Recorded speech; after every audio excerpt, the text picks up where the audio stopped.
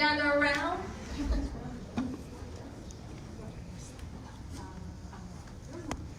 We want to welcome you to the Decoding Dyslexia Maryland Cupcake, Coffee, and Conversation Open House.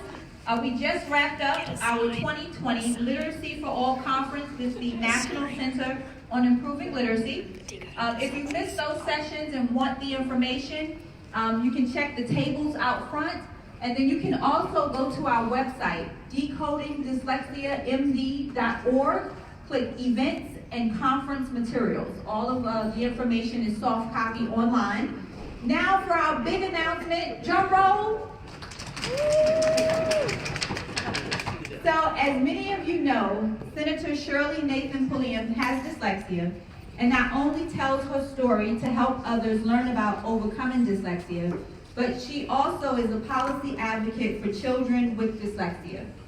With Senator Nathan-Pulliam's help, last year we were able to pass the Ready to Read Act.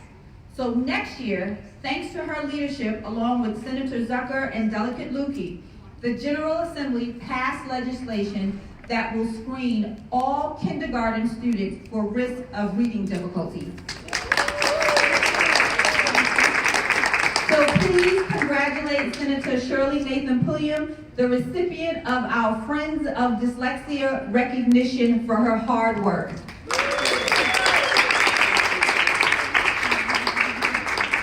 Thank you so very much.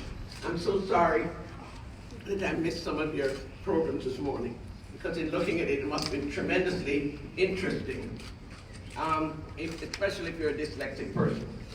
And for me, I think I was about 7 or 8 when I really realized that I had problems telling time, had problems reverting numbers, didn't know the difference between B's and D's or M and N.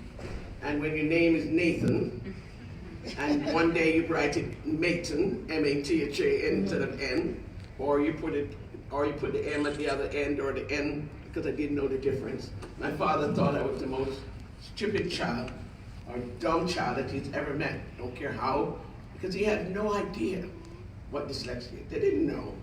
They couldn't help themselves. And so that went on. And I was frustrated. And most dyslexic kids are frustrated. So frustrated I would sit in the back of the room, wouldn't answer any question, try not to, because I probably feel that I wouldn't have the right answer. And I was just telling an example, is that if the teacher, I had the same example where the teacher called me to the blackboard to do a math problem. And I was not prepared, could not do it, and I just completely frightened to be in front of the class. And the teacher said to the others, she said, "Can you imagine whose sister that is?" "My brother is a math whiz." "Can you remember this is Lloyd's sister?" And I felt just as small as I possibly could, because she was now comparing me with my brother. And at the dinner table, my father would do the same thing. He would say to my youngest brother, "Nikki, tell Shirley what 7 times 7 is. You know, tell her what the time is," because she's getting the time. And it just really made me feel pretty bad.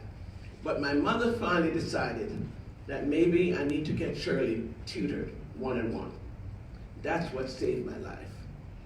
Just being with somebody to take the time. And then I discovered that I learned differently. I realized I could work on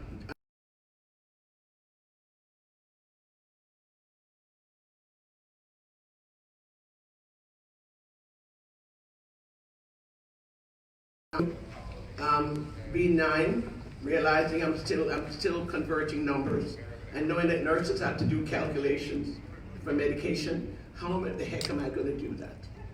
However, I still never gave up. Even they thought I was dumb. I heard my father and my mother having a conversation one evening. I was about 10, and I heard him say, "What are we going to do with her? She can't learn anything. She just, she is just dunce. She's not learning anything." That thing hurt me to my heart. But I kept faith, and I kept trying, and I wouldn't let it get you down. This is the encouragement you have to give your kids. Let them know that they have to keep going. Because I have who is dyslexic as well, who doesn't have good self-esteem. I tried to put him in a program, didn't have the money when I wanted to put him in Genesee and Odyssey, all these different programs, didn't have the money to put him in the school. So the school system sent him to a DEC class, with 10 children to a class, and sometimes it went up to 20 or more. All the teachers did not know how to teach these children, had no understanding. So I was kind of excited to see there were 2 teachers here that understand and know what it is. And I have watched teachers have children expelled from school because of how they handle the situation. So I am so happy that this organization exists and that you're moving forward. And thanks to Winifred for being insistent, because I just retired 2 months exactly.